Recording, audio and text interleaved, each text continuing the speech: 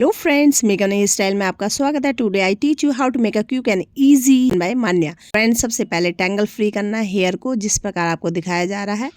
Right side से section निकालना है, लेफ्ट से इक्वल मात्रा में सेक्शन निकालते हुए उसको रबर बैंड की हेल्प से सिक्योर करना है।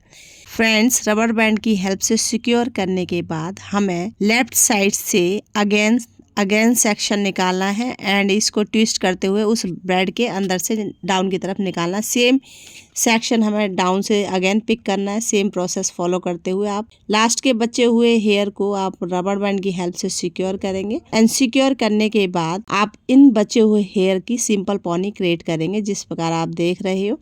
जिसको सिंपल ब्रेड क्रिएट करनी नहीं आती, मेरी प्रीवियस वीडियो में जाके चेक करें। लास्ट में सिंपल ब्रेड को यू पिन की हेल्प से सिक्योर करेंगे। सिक्योर करने के बाद आप इसको बीट्स की हेल्प से डेकोरेट करेंगे। तो friends, this is a final look our hair style.